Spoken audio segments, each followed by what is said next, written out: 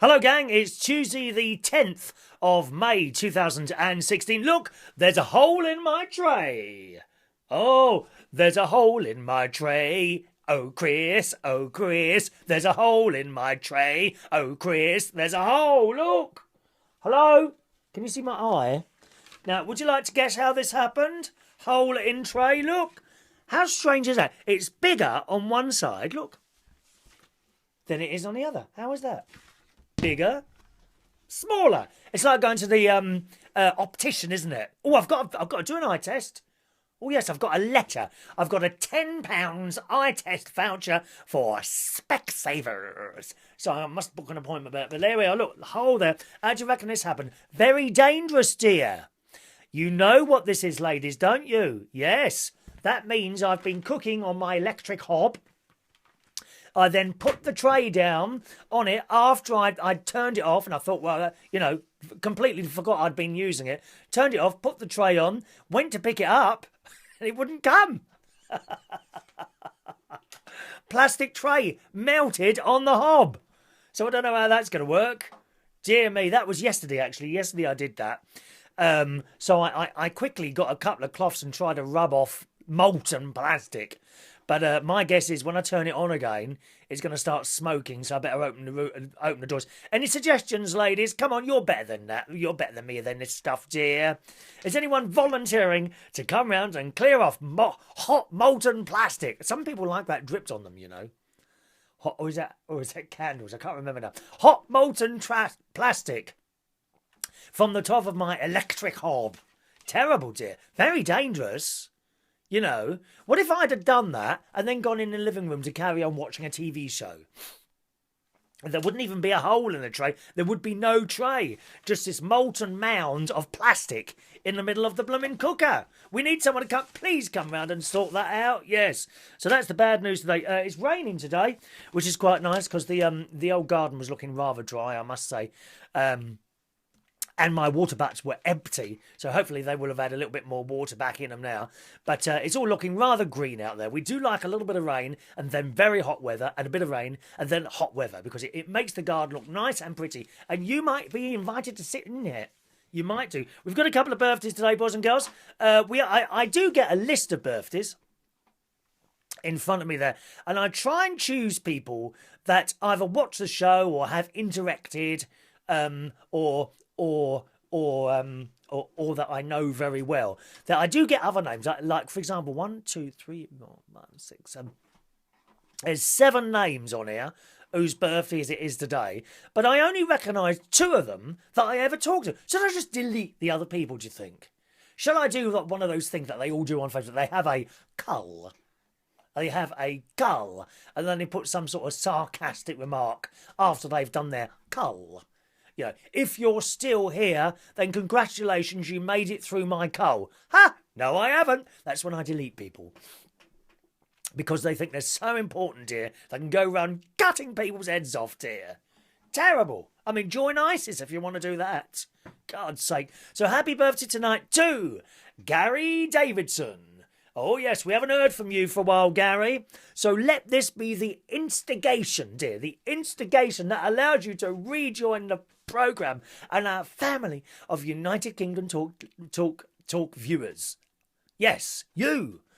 No need to sit there all lonely and unhappy. We can all be together, you see.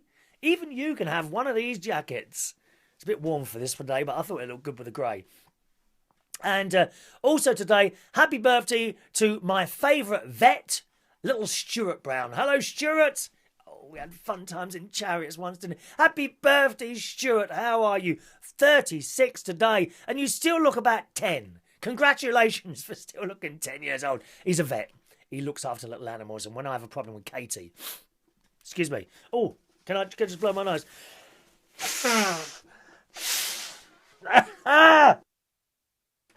Oh, excuse me. Touch of hay fever today. And when I have a little problem with Katie, often I ring up Stuart, and he's there. So, happy birthday, Stuart. And here we go. And Gary, just a moment. Let me play the music. Here we go. I want to sneeze. Oh, I want to sneeze. Happy birthday to you. Happy birthday to you. birthday, dear Stuart and Gary. Happy birthday to you. There we are. Happy birthday, chaps. Hope you have a nice day, whatever you're doing today. I hope you have a better day than I did Sunday night on the way to work here, cut up on the road by a British gas driver. Oh, yes. Yes. So there's 2 lanes of traffic. I already spotted this British gas driver driving very close to people's rear ends, including mine. Anyway, so we're getting to a set of traffic lights, and there's 2 lanes of traffic, not completely full up, 2 flowing lanes. And looking ahead, I spotted a row of parked cars in the left-hand lane. So I moved over to the other lane. Okay? So we're coming up to the lights. They've gone green. Cars have started moving off, and I'm in there. And this British gas bloody thing has carried on the inside lane, overtaken me on the inside, and pulled out right in front of me. Very, very dangerous, dear.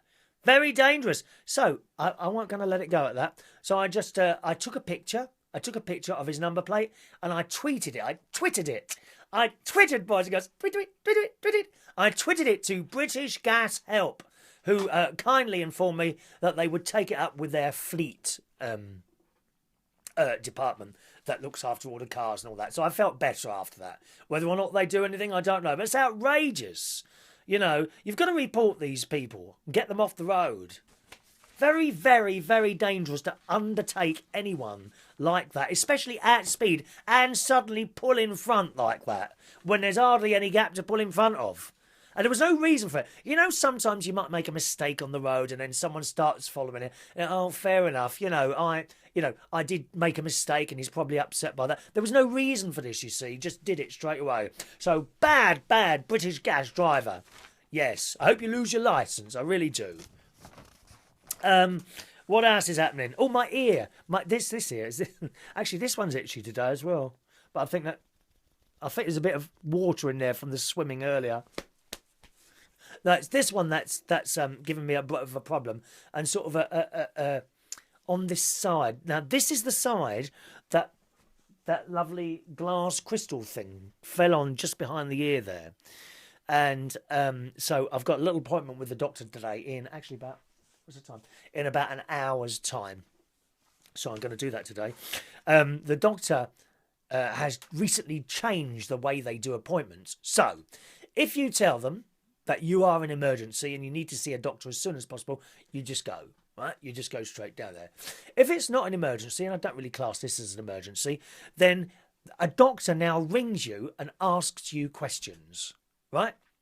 And then he decides whether you should come in as soon as possible or next week. So that's what I had yesterday, and he made an appointment. Well, actually, would have made an appointment for yesterday, but I couldn't do it because it was just before I was going to work.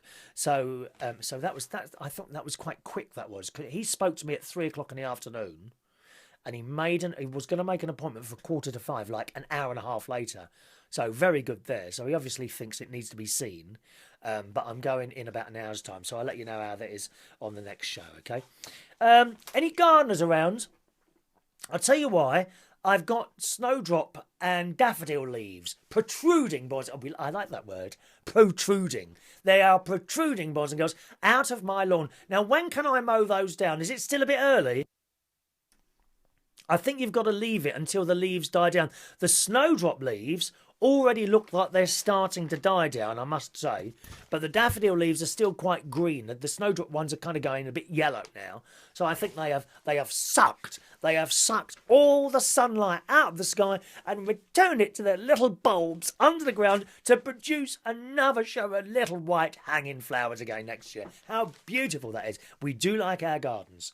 Now, one thing I don't like that I keep seeing more and more of, not necessarily in people's gardens, but in Sainsbury's, in Homebase and B&Q, is this garden furniture. Now, to me, garden furniture is maybe a couple of wooden chairs and a wooden table, or at a push, plastic. I don't think plastic looks very nice in the garden at all. But there's a lot of these. I can only describe them as settees. Well, they are settees. Corner sofa set. And they're made for the garden. And I don't know, I mean, do you like that sort of thing? Is a little few pictures here of different ones. That one's an 8. It's like a corner unit. Something that you'd have in a living room, but it's outside. And I don't know, but it just looks... It looks completely out of place. And it's expensive. Look at this one here. £1,000. That's £1,000, that is. Right? And to have something like that in the garden is just not doing that for me. Have you got some of that stuff? Relax. It says, relax with rattan. Transform your outdoor space with contemporary styles of our poly rattan collection. Designed to be durable, weather resistant and built to last. Well, I'm sure they're very good. But that to me, as I say, that to me shouldn't be in a garden. Now, this, on the other hand, there we are.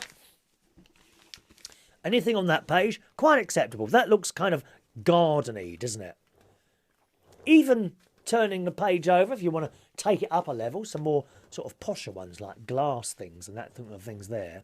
But the whole sofa and armchairs in a garden thing, that's just not doing it for me. Maybe you think differently. What do you think about that? Do let us know. I've put a little message underneath this video and I'll always read them out. Or you can send an email. It is chris@unitedkingdomtalk.co.uk. chris@unitedkingdomtalk.co.uk. You're all wondering about my leak, aren't you, boys and girls? My leak that I had on Saturday, where I was almost, but not quite, almost swimming in affluent, boys and girls. It was pouring and well, it was a fast drip. I won't lie to you. It was more of a fast drip. And just in case you were worried that I was swimming in affluent, it was a little bit of a joke there, wasn't it? A little bit of a joke. It was actually clean water. The pipe that was dripping was the mains water pipe that comes down and then there's a bend to take it to the tap in the kitchen, and it goes down a bit further and just finishes.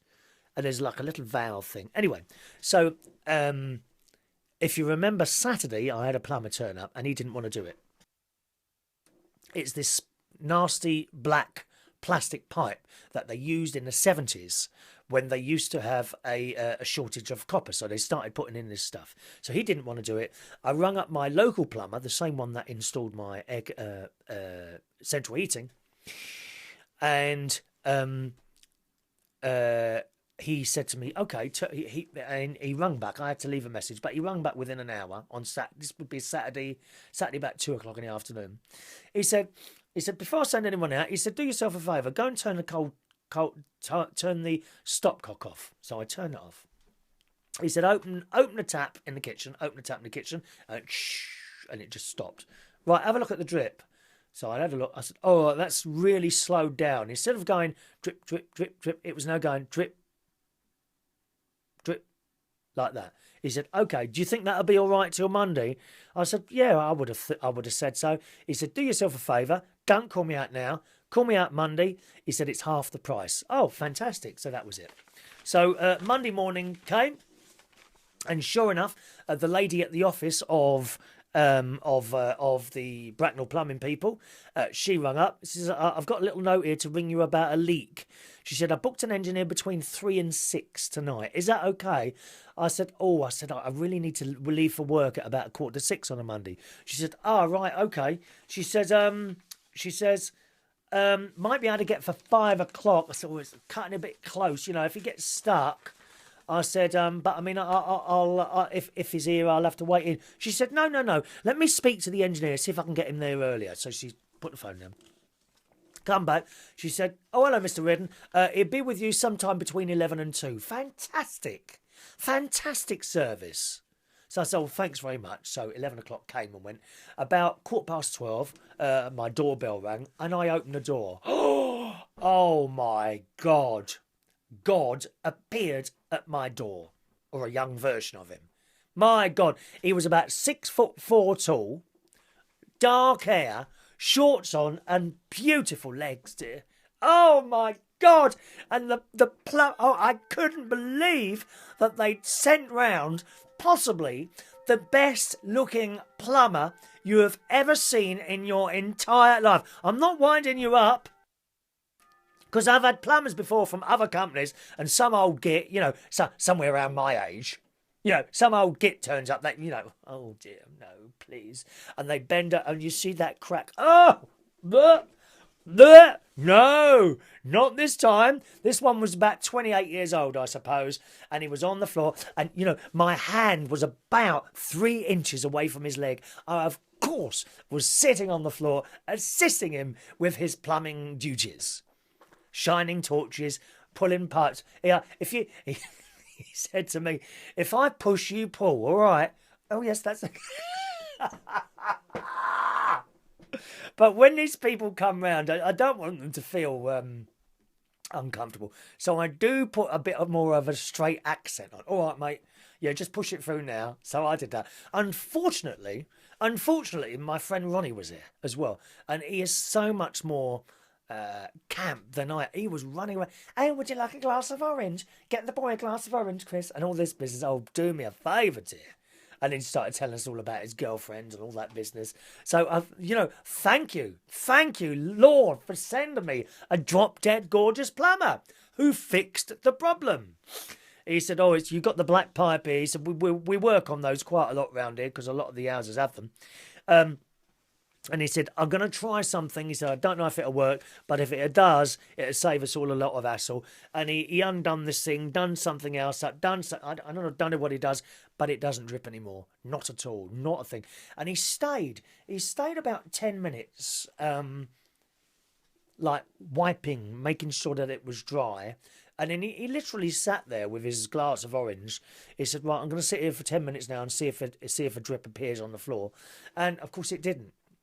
Really good. He also had to disconnect all the washing machine to get behind there properly and all that. But a damn good, apart from being drop-dead gorgeous, don't suppose I'll ever get him again. I must look him. And actually, on the invoice, £96. Look at this. Yeah, hang on, let me see.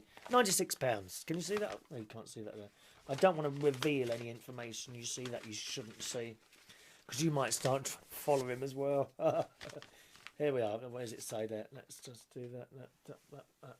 There we are. £96, which I think is very fair. Very, very fair. I'll give him a good tip as well. If people do jobs and they do them well, then I do like to give a decent tip. I'm not talking about a quid. Yeah, it's just embarrassing. There are many, many people out there, some of who I've worked for, I'm afraid, that you do a good job for them and they give you sweet FA. They give you nothing back other than the price of the job, which he gets paid a weekly wage. He won't get any of this 96 quid. He gets so much a week. So I'll give him a good tip, as I do with anyone really who does a good job for me. Hotels, I probably won't stay at many hotels anymore now. I've discovered the whole caravan thing. But waiters, hairdressers, waitresses, anyone who does a good job, I do believe in giving a good tip.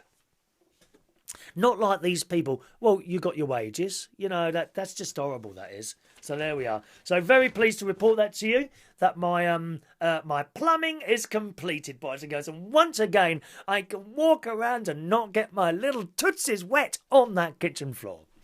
Anyway, that's it for this Tuesday show. Thank you very much. Tonight, being a Tuesday night, I'll be hosting karaoke at the Golden Lion in Royal College Street in Camden Town. That's 9 p.m. till 12 midnight. We'll probably be doing a video. We might do it on Periscope tonight, because I'd like to try it on Periscope as well. Okay, so keep an eye out for that. My Periscope username is Chris Reardon UK. All right, so once again, karaoke tonight at the Golden Lion, and every Tuesday from 9 o'clock, Royal College Street in Camden. Have a lovely Tuesday. Cheerio now.